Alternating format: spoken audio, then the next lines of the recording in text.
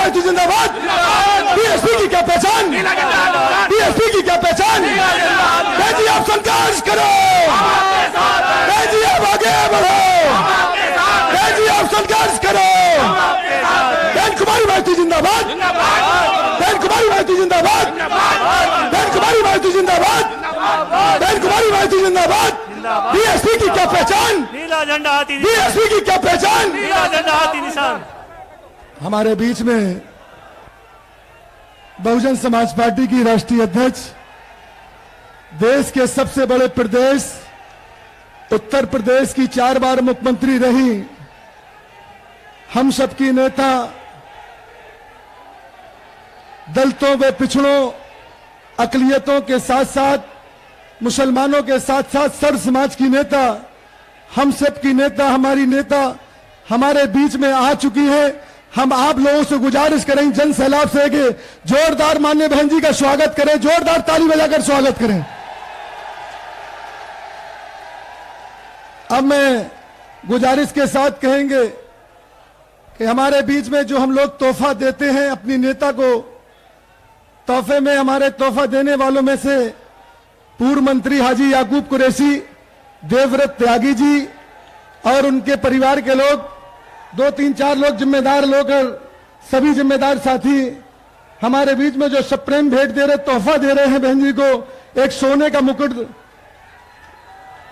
सभी लोग बहुजन समाज पार्टी जिंदाबाद, बहुजन समाज पार्टी जिंदाबाद, जिंदाबाद। बहन जी आप संघर्ष करो, बहन जी आप आगे बढ़ो। बीएसपी की क्या पहचान, नीला झंडा हाथी निशान। बीएसपी की क्या पहचान, नीला झंडा हाथी बहन कुमारी भारती जी जिंदाबाद, जिंदाबाद, बहन जिंदाबाद, कुमारी भारती जिंदाबाद, जिंदाबाद, बहुजन जिंदाबाद, समाज पार्टी जिंदाबाद। जिंदाबाद। बहन जी आप संघर्ष करो, हम आपके साथ, बहन जी आप आगे बढ़ो। हम आपके साथ हैं। हमारे बीच में बहुजन समाज पार्टी की राष्ट्रीय अध्यक्ष, देश के सबसे बड़े प्रदेश उत्तर प्रदेश की 4 बार मुख्यमंत्री रही, दलितों, पिछड़ों, मुसलमानों के साथ साथ सर्व समाज की नेता मान्य बहन जी हमारी आ चुकी हैं।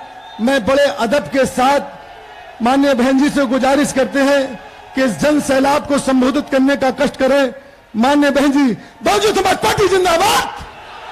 बहन जी तुम संघर्ष करो, बहन जी आप आगे बढ़ो, बहन जी आप संघर्ष करो, बहन जी आप आगे बढ़ो। बहुजन समाज पार्टी जिंदाबाद, बहुजन समाज पार्टी जिंदाबाद। बीएसपी की क्या पहचान, बीएसपी की क्या पहचान, बहुजन समाज पार्टी जिंदाबाद। माननीय बहन जी हमारे बीच में संबोधित करने की कष्ट करें। माननीय बहन जी,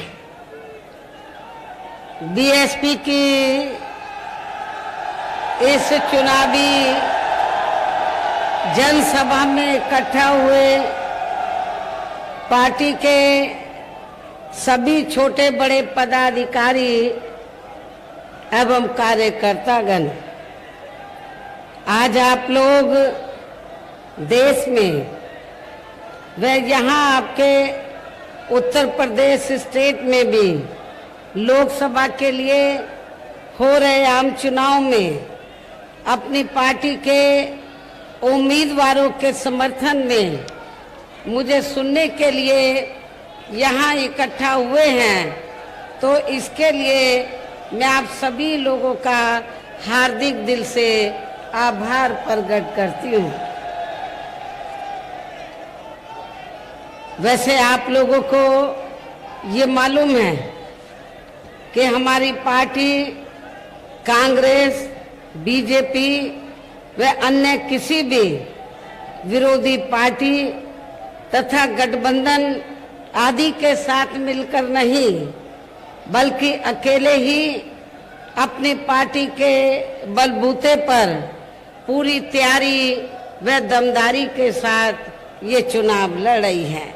इसके साथ ही हमने टिकट बंटवारे के मामले में भी सर्व समाज के लोगों को उचित भागीदारी दी है। और इस मामले में वैसे आप लोगों को ये मालूम है कि आपकी जो मेरठ लोकसभा की सीट है, वैसे तो यहाँ सर्व समाज के लोग रहते हैं। मुस्लिम आबादी भी काफी ज्यादा है और अपर कास्ट समाज में से जो त्यागी ब्राह्मण समाज है उनकी भी आबादी बहुत ज्यादा है। हमने पूर्व में यहाँ इस सीट पर तो कई बार मुस्लिम समाज को हमने चुनाव के मैदान में उतारा है। लोकसभा के लिए हमने मुस्लिम समाज के व्यक्ति को चुनाव के मैदान में उतारा है, लेकिन इस बार त्यागी ब्राह्मण समाज के लोगों की ये दिली तमन्ना थी कि बहुजन समाज पार्टी इस बार किसी त्यागी या ब्राह्मण समाज के व्यक्ति को मौका दे, चुनाव लड़ने का मौका दे। तो मेरठ जो लोकसभा की सीट है, इस सीट पर हमने त्यागी ब्राह्मण समाज की भावनाओं को ध्यान में रखकर, साथ ही इनकी आबादी को भी ध्यान में रखकर हमने इस बार इस सीट पर बहुजन समाज पार्टी की ओर से श्री देवव्रत त्यागी को चुनाव के मैदान में उतारा है, जिनको कामयाब बनाने के लिए अपनी पार्टी के लोग पूरे जी जान से लगे हैं। हालांकि आज यहाँ आपकी इकट्ठा हुई अपार भीड़, वह भीड़ के जबरदस्त जोश को भी देखकर अब मुझे भी एक काफी हद तक भरोसा हो गया है कि पिछली बार की तरह इस बार भी आप लोग अपने प्रदेश से यह लोकसभा आम चुनाव में अपनी पार्टी का बेहतर रिजल्ट जरूर लाएंगे। और इसके लिए अब मैं आप लोगों का ध्यान कुछ जरूरी बातों की तरफ दिलाना चाहती हूँ और इस संबंध में विशेषकर मैं कांग्रेस, बीजेपी व इनके अन्य सभी सहयोगी दलों के बारे में ये कहना चाहूंगी कि आजादी के बाद शुरू में केंद्र व देश के काफी राज्यों में भी ज्यादातर सत्ता यहाँ कांग्रेस पार्टी के हाथों में केंद्रित रही है, किंतु इनके अधिकांश मामलों में रही गलत नीतियों एवं गलत कार्य प्रणाली आदि की वजह से ही फिर इस पार्टी को केंद्र व काफी राज्यों की भी सत्ता से बाहर होना पड़ा है तथा यही स्थिति इनकी सहयोगी पार्टियों की भी बनी रही है, जिसके कारण ही फिर पिछले कई वर्षों से यहाँ बीजेपी व इनके सहयोगी दल केंद्र एवं काफी राज्यों की भी सत्ता में काबिज हो गए हैं, लेकिन इनकी भी ज्यादातर रही जातिवादी, पूंजीवादी, संकीर्ण, सांप्रदायिक व द्वेषपूर्ण नीतियों एवं कार्य प्रणाली आदि से तथा इनकी कथनी व करनी में भी काफी अंतर होने की वजह से अब ऐसा लगता है इस बार ये भारतीय जनता पार्टी भी केंद्र की सत्ता में आसानी से वापस आने वाली नहीं है, बशर्ते यदि ये चुनाव इस बार फ्री एंड फेयर होता है तथा आम चर्चा के मुताबिक वोटिंग मशीनों में भी कोई गड़बड़ी आदि नहीं की जाती है। और वैसे भी इस बार चुनाव में इनकी कोई भी पुरानी एवं नई चल रही नाटकबाजी, जुमलेबाजी व गारंटी आदि काम में आने वाली नहीं है, क्योंकि अब देश की जनता काफी हद तक इस बात को समझ चुकी है कि इनकी पार्टी ने अब तक देश के विशेषकर गरीबों, कमजोर तबकों, मध्यम वर्गीय एवं अन्य मेहनतकश लोगों को जो इन्हें अच्छे दिन दिखाने के असंख्य प्रलोभन भरे वायदे किए हैं तथा अनेकों हवाई व कागजी गारंटी आदि भी दी है, तो उनका जमीनी हकीकत में अभी तक इन्होंने लगभग 1/4 हिस्सा भी कार्य पूरा नहीं किया है, बल्कि इसके स्थान पर इनका ज्यादातर समय व ताकत भी यहाँ इनके अपने चहेते रहे बड़े बड़े पूंजीपतियों एवं धन्ना सेठों को ही ज्यादा से ज्यादा माला माल व धनवान आदि बनाने में तथा उन्हें हर स्तर पर छूट देने व बचाने में ही लगी रही है, जिनके अधिकांश आर्थिक सहयोग से ही ये पार्टी व अन्य पार्टियां भी अपना संगठन चलाती हैं तथा चुनाव आदि भी लड़ाती हैं, जिसका काफी कुछ खुलासा बॉन्ड की आई रिपोर्ट से भी हो जाता है। इसके साथ ही अब ऐसा लगता है कांग्रेस पार्टी की तरह ही बीजेपी ने भी केंद्र की तमाम सरकारी जांच एजेंसियों का लगातार ज्यादातर राजनीतिकरण ही कर दिया है। इसके अलावा देश के किसान वर्ग भी वर्तमान बीजेपी की सरकार में शुरू से ही अपनी विभिन्न समस्याओं को लेकर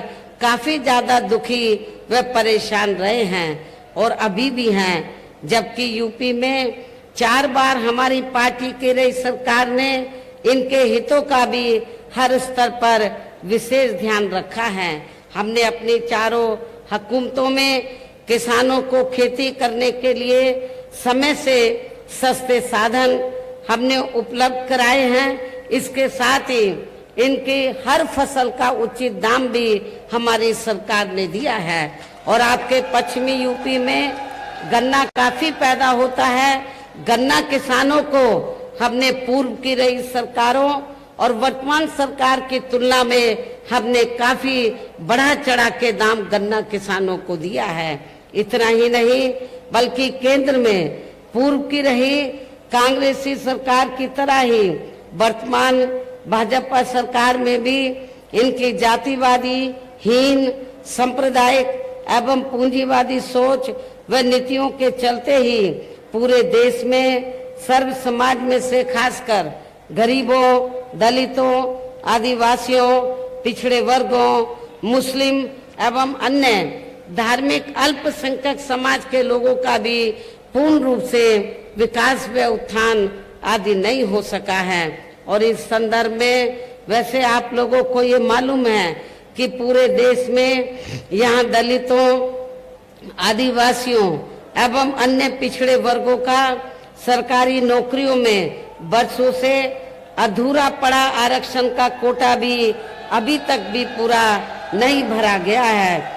विशेषकर एससी व एसटी वर्गों के सरकारी कर्मचारियों का पदोन्नति में आरक्षण भी अब काफी हद तक प्रभावहीन ही बना दिया गया है।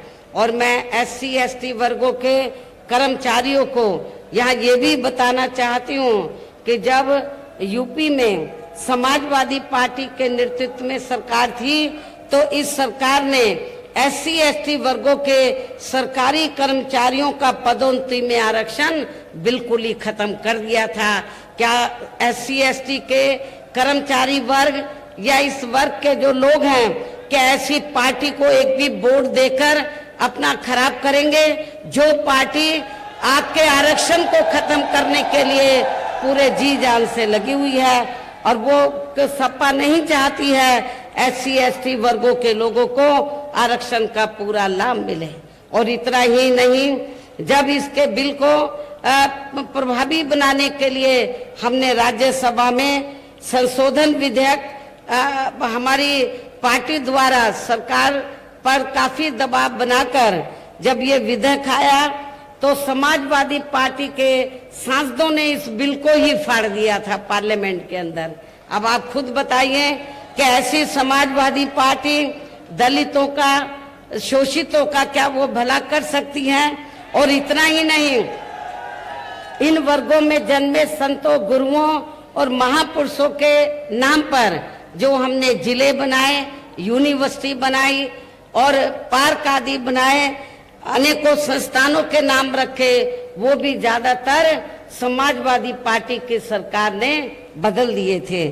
साथ ही केंद्र व राज्यों में भी विरोधी पार्टियों की रही सरकारों में इन सभी वर्गों को प्राइवेट सेक्टर में आरक्षण दिए जाने की व्यवस्था किए बिना ही इनकी सरकारों के ज्यादातर सरकारी कार्य अब प्राइवेट सेक्टर के जरिए ही इनके बड़े बड़े पूंजीपतियों व धन्ना सेठों आदि को ही दिए जाने के कारण अब इनको पूरे देश में आरक्षण का बहुत कम ही लाभ मिल पा रहा है। इसी प्रकार इनका इन और मामलों में भी शोषण व उत्पीड़न आदि होना अभी तक भी बंद नहीं हुआ है।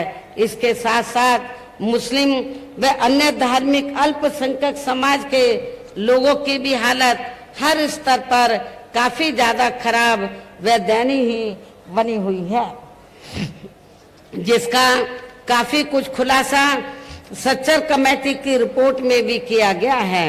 इतना ही नहीं बल्कि पिछले कुछ वर्षों से केंद्र व अधिकांश राज्यों में भी बीजेपी व आरएसएस की सरकारों के चलते हुए अब इनका विकास एवं उत्थान आदि होना भी काफी हद तक बंदसाई हो गया है।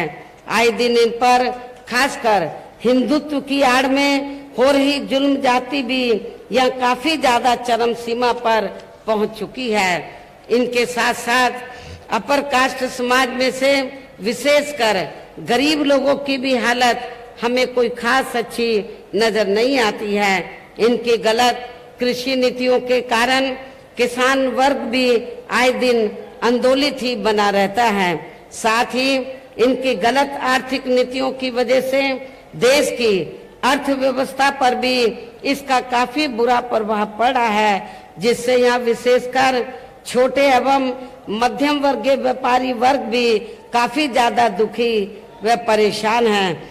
और अब केंद्र में पूर्व की रही सरकारों की तरह ही वर्तमान भाजपा सरकार में भी यहाँ पूरे देश में गरीबी, बेरोजगारी एवं महंगाई आदि भी लगातार काफी ज्यादा बढ़ रही है। देश में हर स्तर पर फैला भ्रष्टाचार भी अभी तक खत्म नहीं हुआ है।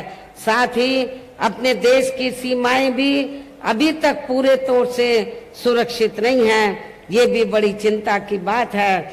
ऐसे में अब आप लोगों को देश में हो रहे लोकसभा आम चुनाव में कांग्रेस, बीजेपी व इनकी सहयोगी पार्टियों को भी केंद्र की सत्ता में आने से जरूर रोकना है।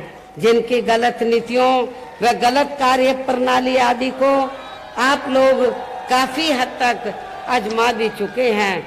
ऐसी स्थिति में अब ये विरोधी पार्टियां इस चुनाव में भी किस्म किस्म के साम दाम दंड भेद आदि अनेकों हथकंडे इस्तेमाल करके केंद्र की सत्ता में आने की पूरी कोशिश में लगी हैं, जिनसे अपनी पार्टी के लोगों को हर स्तर पर काफी ज्यादा सावधान रहना है।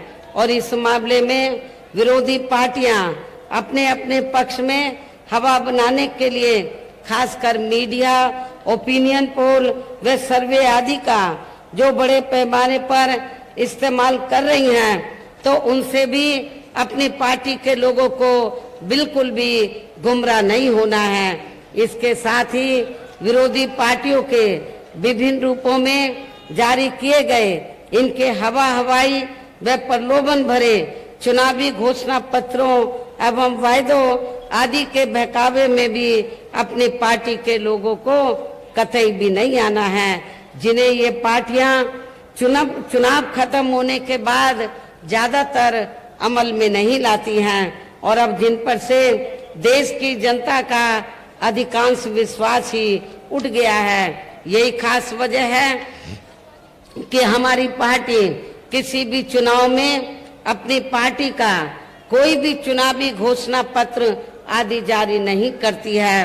वैसे भी हमारी पार्टी किसी भी मामले में कहने में बहुत कम बल्कि कार्य करके दिखाने में ही ज्यादा विश्वास रखती है। और इस बात का सबसे बड़ा सबूत ये है कि उत्तर प्रदेश में 4 बार हमारी पार्टी के नेतृत्व में रही सरकार ने चुनाव में अपनी पार्टी के बिना कोई जारी किए गए चुनावी घोषणा पत्र के ही प्रदेश व आम जनहित में काफी कुछ ऐतिहासिक कार्य करके दिखाए हैं। जबकि इस मामले में हमारी पार्टी का ये कहना है, यदि इन पार्टियों के स्थान पर केंद्र में हमें अपनी पार्टी की सरकार बनाने का मौका मिलता है तो तब फिर हमारी पार्टी की बनी सरकार केंद्र में यहाँ अब तक रही सभी विरोधी पार्टियों की सरकारों की तरह केवल यहाँ हवा हवाई व कागजी कार्य आदि नहीं करेगी, बल्कि उत्तर प्रदेश की तरह ही जमीनी हकीकत में ठोस कार्य करके दिखाएगी।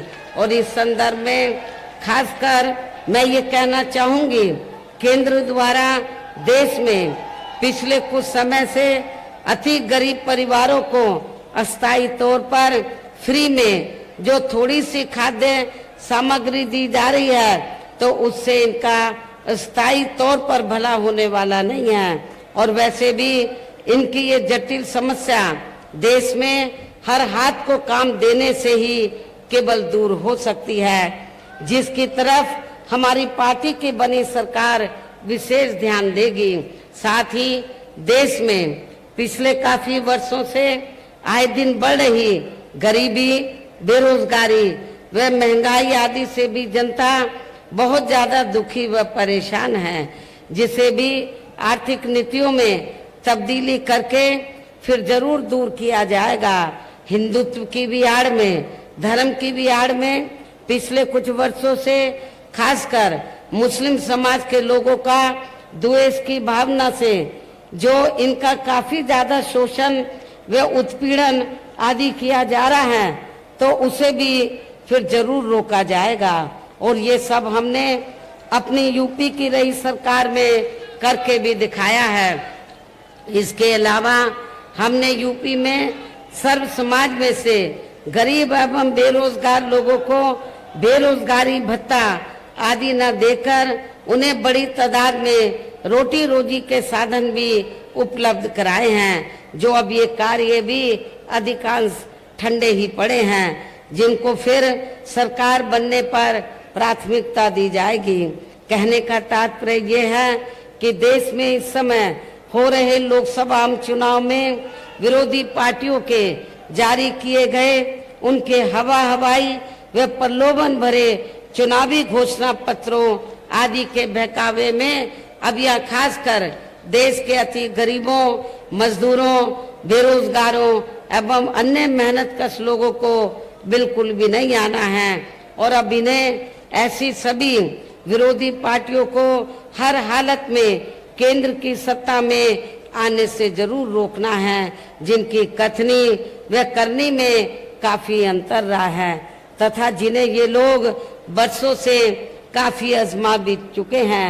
ऐसे में अब मेरा यही कहना है कि आप लोगों को अपने खुद के व अपने प्रदेश एवं देश के भी हित में अपने वोटों को यहाँ कांग्रेस, बीजेपी व अन्य विरोधी पार्टियों को न देकर केवल यहाँ अपनी एकमात्र हितैषी पार्टी बहुजन समाज पार्टी को ही देना है, जो ये पार्टी उत्तर प्रदेश की तरह ही केंद्र में भी अपनी पार्टी की सरकार बनने पर फिर पूरे देश में यहाँ अपनी पार्टी की सर्वजन हिताय व सर्वजन सुखाय की नीतियों पर आधारित ही सरकार चलाएगी। इसके साथ साथ केंद्र से जुड़ी आपके क्षेत्र की जो भी यहाँ स्थानीय समस्याएं होंगी, तो उन्हें भी फिर दूर करने का हर संभव पूरा प्रयास किया जाएगा। और इस मामले में आप लोगों को ये मालूम है कि आप लोगों की लंबे अरसे से ये मांग रही है कि इलाहाबाद जो हाई कोर्ट की जो बेंच है, तो वो आपके मेरठ में भी बननी चाहिए। लेकिन जिस प्रकार लखनऊ में बेंच बनी है, उसी तर्ज पर आपके मेरठ में भी बेंच बननी चाहिए। लेकिन केंद्र की सरकार इस ओर ध्यान नहीं दे रही है। जब हमारी पार्टी केंद्र की सत्ता में आ जाएगी तो इस मामले में सकारात्मक कदम उठाएगी। इसके अलावा आपका जो पश्चिमी यूपी है, तो ये क्षेत्र, इस क्षेत्र को ज्यादा से ज्यादा विकसित करने के लिए हमारी पार्टी शुरू से ये चाहती है कि पश्चिमी क्षेत्र को मिलाकर अलग से स्टेट बनाया जाए। हमने असेंबली से प्रस्ताव पारित कराकर केंद्र की सरकार के पास भेजा था लेकिन केंद्र की सरकार ने उसे अमल में नहीं लाया। जब केंद्र में हमारी पार्टी सत्ता में आएगी तो आपके पश्चिमी यूपी को अलग से स्टेट बनाया जाएगा। साथ ही यहाँ गरीबों, मजदूरों, बेरोजगारों, कर्मचारियों, किसानों, छोटे व्यापारियों एवं अन्य मेहनतकश लोगों के हितों का भी विशेष ध्यान रखा जाएगा। सर्व समाज में से खासकर दलितों, आदिवासियों, पिछड़े वर्गों, मुस्लिम व अन्य धार्मिक अल्पसंख्यक समाज के लोगों के विकास एवं उत्थान के साथ साथ हर स्तर पर इनकी सुरक्षा आदि के भी लिए सख्त कदम उठाए जाएंगे। और तभी फिर यहाँ वास्तव में अपने देश के महान संतों, गुरुओं व महापुरुषों में भी विशेषकर महात्मा ज्योतिबा फूले, श्री छत्रपति शाहू जी महाराज, श्री नारायणा गुरु, बाबा साहब डॉक्टर भीमराव अंबेडकर एवं मान्यवर श्री कांशीराम जी आदि का अधूरा राज सपना जरूर साकार हो सकता है, जिनको यूपी में हमारी पार्टी की रही सरकार द्वारा हर स्तर पर पूरा आदर सम्मान दिया गया है। इन्हीं खास बातों के साथ ही अब मेरा देश व आपके स्टेट के भी हित में, आपके क्षेत्र के भी हित में यही कहना है कि हमारी पार्टी ने यहाँ आपकी मेरठ लोकसभा की सीट से जिनको चुनाव के मैदान में उतारा है, जो यहाँ आपके सामने मंच पर भी मौजूद हैं, तो उन्हें आपको जरूर कामयाब बनाना है, जिसके लिए यहाँ पार्टी के सभी स्तर के छोटे बड़े पदाधिकारी एवं कार्यकर्तागण आदि पूरे जी जान से लगे हैं। और अब अंत में मेरा यही कहना है कि आप लोगों को वोट पड़ने वाले दिन यहाँ बीएसपी के अपने मेरठ के लोकसभा प्रत्याशी को अपनी पार्टी के हाथी चुनाव चिन्ह के सामने वाले बटन को दबाकर इनको जरूर कामयाब बनाना है, इनको जरूर जिताकर पार्लियामेंट में भेजना है। इस पुरजोर खास अपील के साथ ही अब मैं अपनी बात यही समाप्त करती हूँ। जय भीम, जय भारत। बहुजन समाज पार्टी जिंदाबाद, बहुजन समाज पार्टी जिंदाबाद। बीएसपी की क्या पहचान, बीएसपी की क्या पहचान। बहन जी आप संघर्ष करो, बहन जी आप आगे बढ़ो, बहन तुम्हारी पार्टी जिंदाबाद, बहन तुम्हारी पार्टी जिंदाबाद।